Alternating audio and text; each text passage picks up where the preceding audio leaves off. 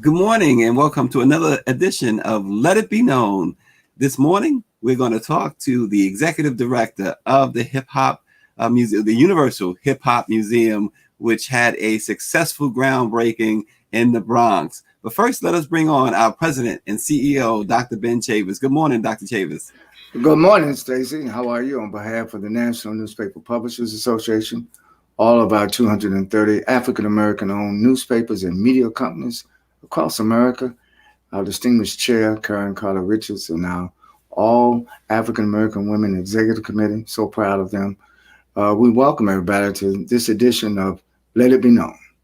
Absolutely. Dr. Chavis, the headlines. Texas Democrats on Sunday night and again yesterday used every parliamentary tool at their disposal to effectively kill a bill that would add new restrictions to elections in the state, ultimately staging a walkout to prevent a vote from being held before a midnight deadline. Republican Governor Greg Abbott said that the bill would be added to a special session agenda, but Senate Bill 7, which is known as the Election Integrity Protection Act, passed the Senate along party lines early Sunday after an all-night debate. The bill came up in the State House Sunday evening for a final approval, but after hours of debate, Democrats walked out and they didn't have a quorum, so they was not able to vote. So they effectively, and at least for the moment, killed that bill.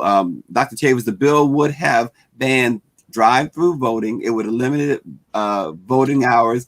It would have made it more difficult to cast mail-in ballots and empower partisan poll watchers. So another state, Dr. Chavis, with these election laws or trying to pass these election laws that are extremely restrictive. Absolutely restrictive, repressive, oppressive, racially motivated. It's a part of systemic racism. And of course, this is temporary. They're going to try now to call a special session. So the Democrats in Texas are going to have to stay vigilant. They did the right thing by blocking the bill. Now, when they have the special call legislation, the governor is going to reconvene the legislature. The Democrats are going to have to stand up to the governor. I think let's put this in context, Stacey. Here we are, we're on the 100th anniversary of the massacre of African Americans in Tulsa, Oklahoma. And we have states like Texas, like Florida, like Arizona, and other states that are suppressing the black vote. All this is connected to what happened 100 years ago and what happened in the 1800s in places like Wilmington, North Carolina in 1898 race massacre. This systemic racism continues in America, and that's why the black press is so vital to keep our people informed, to keep our people engaged, and to keep our people mobilized. Yeah, and speaking of the Tulsa Race Massacre and the 100th anniversary, yesterday marked the 100th anniversary, and there were numerous observants, and House Majority Whip James Clyburn, who is now writing a regular column for the Black Press of America. You can see it at blackpressusa.com. He used that column to express his insights. He said the Tulsa Race Massacre is a prime example of inflaming issues and ignoring history. They both significantly lead to the inability and failure to learn the real lessons that true history can teach us. It was the inflammatory reporting of the chance encounter of a young black man, Dick Rowland, and a young white elevator operator, Sarah Page, that ignited one of the deadliest episodes of racial violence in our nation's history, Clyburn writes. On May 31st, 1921, the Tulsa Tribune newspaper printed the headline, "Nab Negro for Attacking Girl in Elevator," and the same edition included a report of a white mob's plan to lynch Rowland. The newspaper account was based on false claims that Mr. Rowland sexually assaulted Miss Page, a white woman. And that sparked the Tulsa Race Massacre 100 years ago. So again, we get a situation, Dr. Chavis, that really kicked this off. A false claim of a white man sexually assaulting, a black man sexually assaulting a white woman.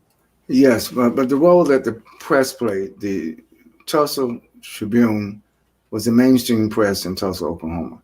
The Tulsa Star was the African American owned newspaper in Tulsa in 1921. Of course, the Tulsa Star was destroyed. It was bombed. It was burned. And that has been our history. And even today, we still have fake news.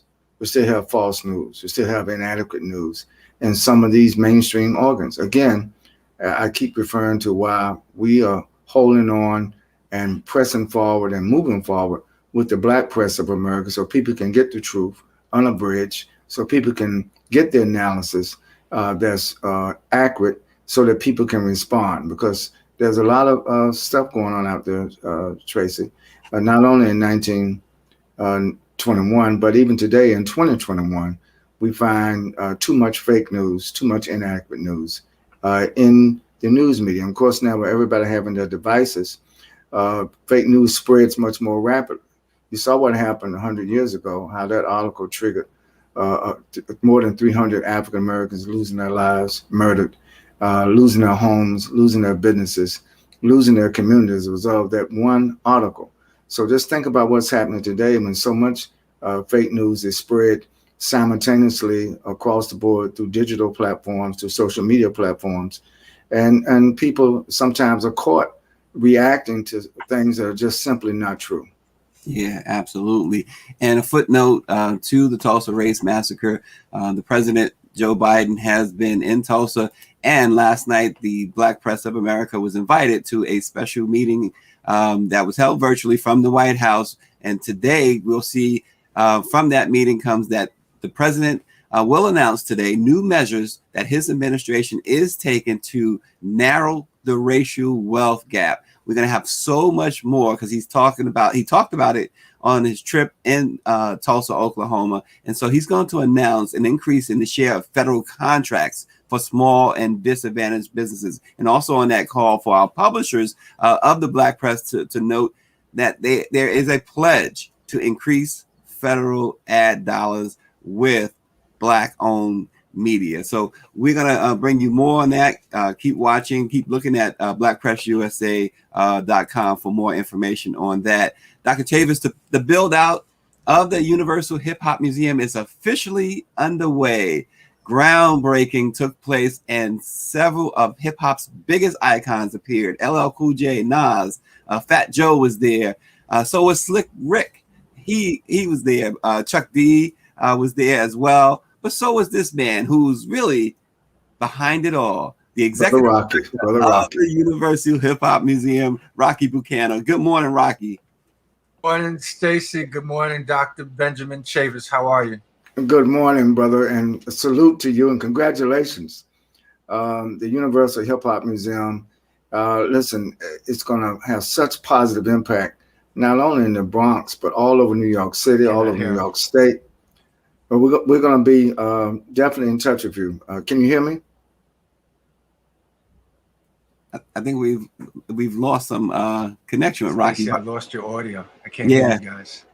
Yeah, so we're going to ask Rocky to log out and log back in so we can grab his audio. I'm sure everybody's anxious to hear from Rocky Bucano. But in the meantime, Dr. Chavis, we say good morning to Annette Phillips and Jorge Pabon. And I hope I said that right, Jorge. Cheryl Smith, it's always good to see our publisher out in Texas with the Metro News. Bobby Henry's always with us from the West Side Gazette. Good morning to David Youngblood and Nicole McDaniel, my sister. James Wright of the Washington Informer, we say good morning to you as well. Dr. Chavis, so as we wait for Rocky, you are on the board of advisors for the Universal Hip Hop Museum. I know it's a very, very special time for hip hop, but it's also a special time for individuals like yourself who've also contributed a lot to hip hop.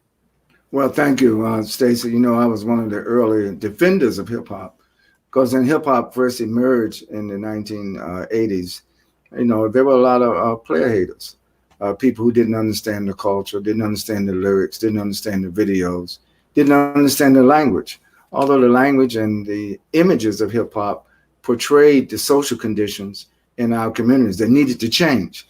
And so hip hop has been about the transformation of our communities, the uplift, the positive attributions, overcoming poverty, overcoming violence, overcoming the degradation that had been visited in so many of our urban communities, but also some of our rural communities across the country.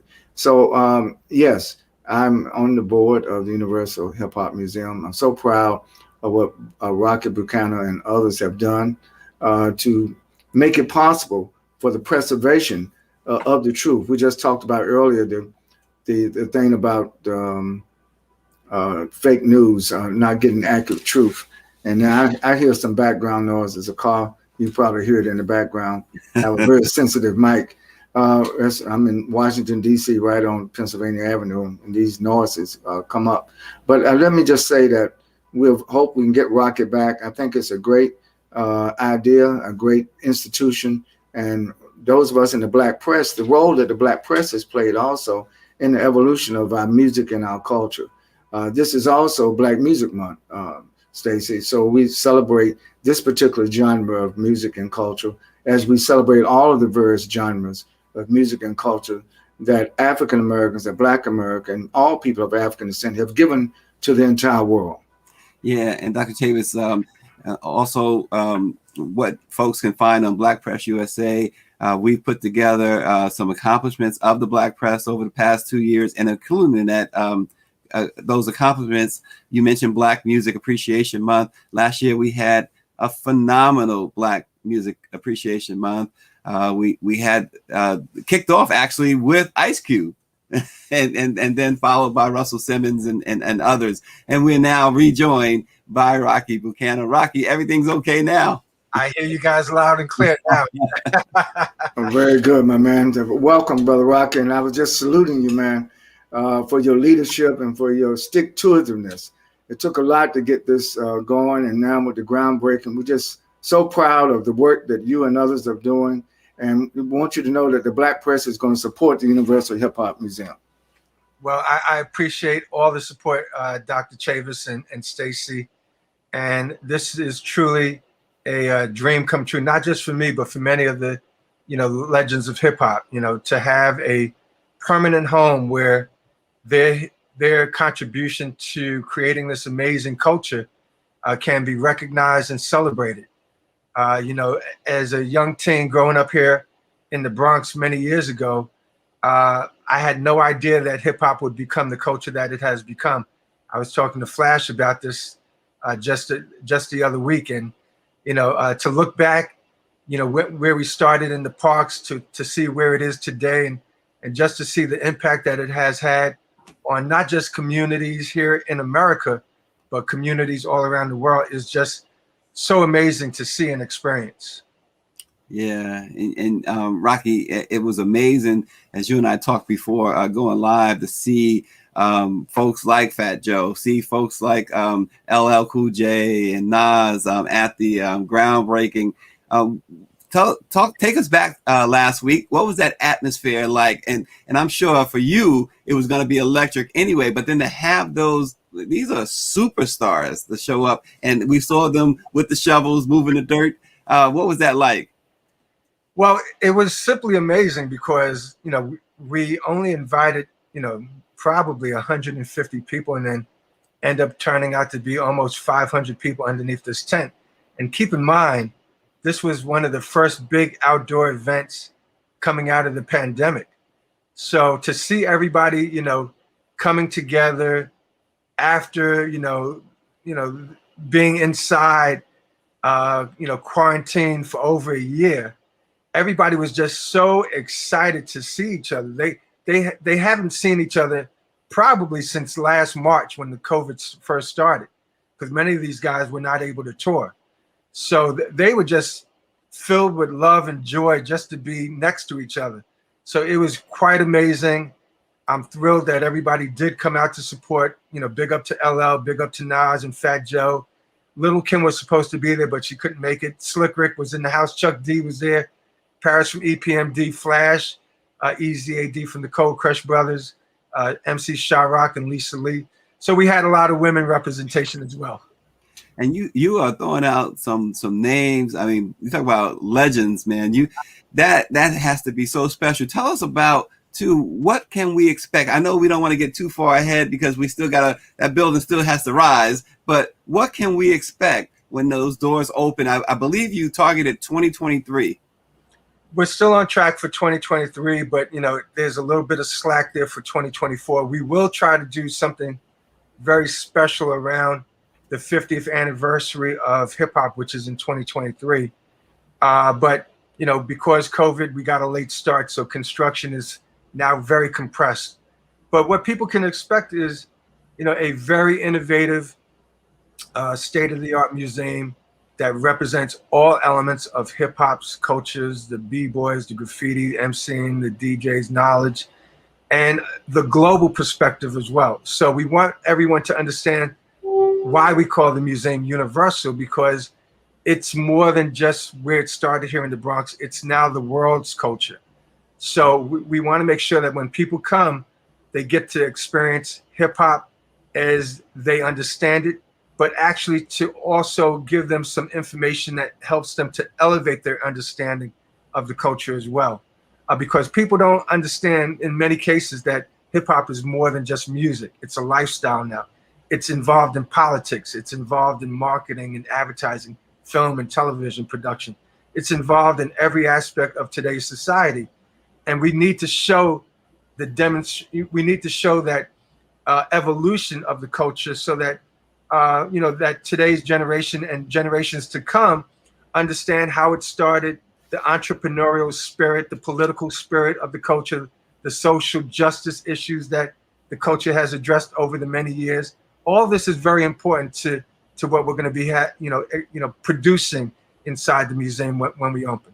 It is Black Music Appreciation Month. This is day one of a month-long observance and celebration of Black music. And you can't celebrate Black music. You really can't celebrate any music without hip hop. Dr. Chavis, last year we had Rocky and LL and Chuck on the show, and you talked about, Dr. Chavis, you introduced a new concept that Rocky seemed to love, the Hall of Respect. And I see all of the hip hop stars talking about this Hall of Respect. Well, thank you very much. Listen, first of all, I thought Rocky gave an excellent response. Hip hop is global. It is multidimensional, and it's had an overall positive impact on the aspirations of young people, on the aspirations of people of color, on the aspirations of all people. Because hip hop, I think, Rocky, one of the things that we can document, we talk about America's race problem, but hip hop was one of the first cultures that transcended race in America in a very effective way, where people were able to embrace one another across racial lines, because the culture was that strong. And now globally, people from Asia, from Africa, from Europe, from the Caribbean, from South America, all over, are now embracing hip hop in their own unique indigenous cultural ways. So this museum is going to attract not only visitors and patrons from across the United States, but from around the world. So I want everybody in the Bronx to fasten their seatbelts, because this is coming. It's going to be a great day.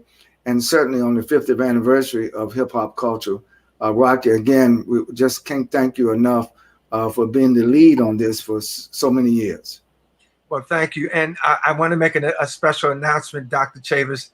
We need to bring back your hip hop summit, because yes, I really believe what you were doing, the work that you and Russell started many years ago, just to bring the communities together, because there is a little bit of separation between today's generation and the generations in prior years. And I think the Hip Hop Summit will bring everybody together, and we can create a better understanding of what the social responsibilities are of our younger artists today.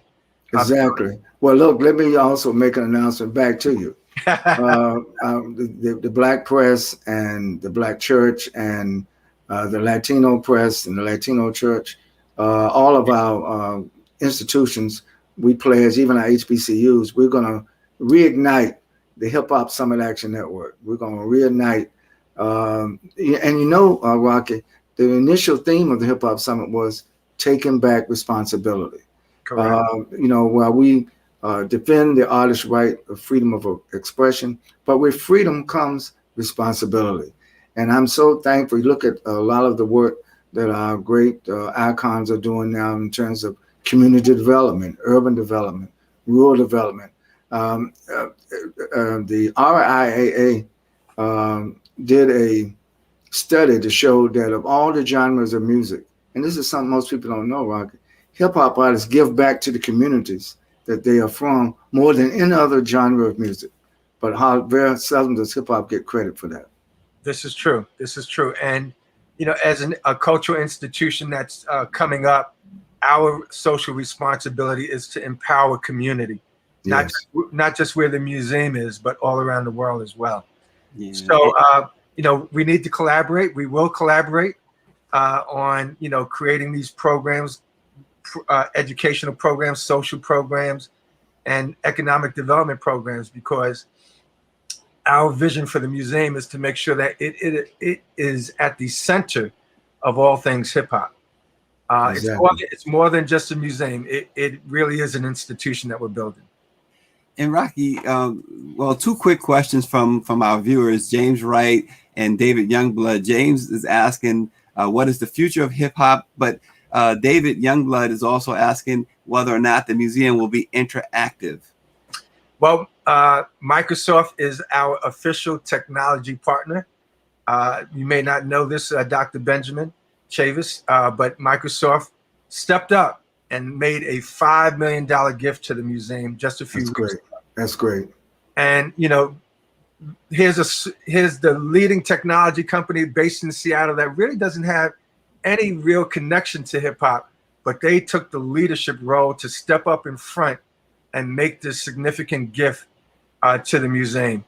So we'll be working very closely with the Microsoft AI Cultural Heritage Program to really create something that is going to blow everyone's mind in terms of interactivity and using their technology to bring hip hop to life in ways that no one really would, experience without technology. So exactly. Well, there's one little segue I just want to interject, Rocky and Stacey. During Black History Month, Van Jones and I spoke to the employees of Microsoft. It was a special Black History Month. The thing that I want to point out to you is they have so many young Generation Z millennials that work for Microsoft, and a lot of them rock hip hop heads. So it's not that shocking to hear. Actually, it's very pleasing to hear that Microsoft has stepped up to the plate, not only with the financial donation, but also to offer their state-of-the-art technology to the University Museum. This is going to be great. And I want you to know you got a lot of people out there in Seattle, as well as in Silicon Valley, in the tech industries, who are also hip hop heads, and they're just ready to lend their skills, their talents, and their experiences, not only to make the what we're doing in the Bronx interactive, but to make it accessible to millions of people throughout the world as we all celebrate the 50th anniversary of hip hop culture. Yeah. Accessibility is number one on our platform. We want the entire world to have access to all things hip hop. And we're going to try to do our best to make sure that they have, the accurate information in terms of historical perspectives and stories, but also the educational information that they can use in the classrooms to, enlighten and inspire, today's generation of kids. Yes. I want to say good morning to our publisher out in Omaha at the Omaha Star, TD Sanders. She got her hip hop on this morning, Rocky. And to Pamela Scott, you can reach out, sbrown@nnpa.org, sbrown@nnpa.org.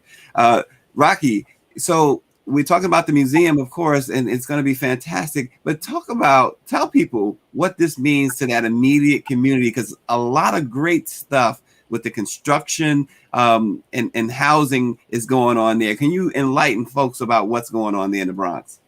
Well, this is a mixed-use development project called the Bronx Point. The Universal Hip Hop Museum is the cultural anchor of this project. And we're redeveloping a piece of land that had been vacant for many, many years. So we're creating a waterfront esplanade that everyone in the community and just visitors, when they come to visit the museum, will have access to. We're creating 547 units of 100% affordable housing, which sits atop the museum. There will be a restaurant there for lunch and dinner. There will be retail stores. A couple other nonprofit spaces will occupy some additional rooms inside the facility. And more importantly, we'll be doing a lot of outreach to the local creative talent in the South Bronx to give them a platform where they can expose their own creative talents. Our development team secured a historic deal with the Laborers Union Local 79 to give access to people of color on these construction jobs that are being created by this project. So a lot of outreach to the community. A lot of people of color will be working on this project. The museum itself is probably one of the most diverse cultural institutions in all of New York City. 80% or 90% of the people that will have employment at the museum are people of color. It's owned and controlled by people of color. Our board of directors are people of color. So it's I don't want people to think, I saw comments, oh, this museum is controlled by, Mr. White guy. It's not. It's owned by us. It's controlled by us, and it's for us, which is the most important thing. Yeah, and Renee Mickens says it's a great impact for the community. And you mentioned, Rocky, about the construction and about the jobs. These are, from my understanding, Rocky, these are family sustaining wage jobs. These are not minimum wage jobs at all. No, not at all. These are, these are middle income and higher income jobs that we will be offering. Dr. Benjamin Chavis, you may not know this, but we even started our own online job search portal called Hip Job Juice, which is dedicated to helping people who live in marginalized communities get access to employment in companies that they may not otherwise have access to. It's very important that we use our resources and our platform to open up the doors for other people who've been trying to break down those barriers for employment. And that's what we're doing as well. We're taking that responsibility to be a leader in helping people find gainful employment with not just the museum, but other companies as well. Yeah, and real quick, I know it's unfortunate we're running out of time, but David Youngblood says, will the project be an environmentally sustainable space? Yes, it will. So, it's all green energy. It's all being planned for the future. We're not trying to, create something that can't be sustained for generations to come. This is the first museum being built during a global pandemic. So we also have that in mind as well. Well, hip hop always had its challenges, adversity, but it's always come out on top. And the pandemic, Dr. Chavis, they're building. That's a great point. Sometimes we might overlook that. During a pandemic, this is happening. Absolutely. Your closing thoughts, Dr. Chavis.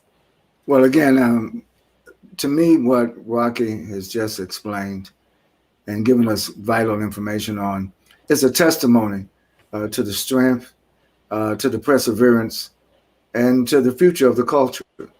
I remember when hip hop first emerged, people thought it was going to be a temporary blip on the cultural scale. No, hip hop is permanent. It has grown, it has expanded, it is global. And just want to, before closing, say that our Region 4 President, Cheryl Smith down in Texas, her papers, her media organizations covers hip hop regularly. And I want to just give a shout out to Terry Sanders, the publisher of the Omaha Star.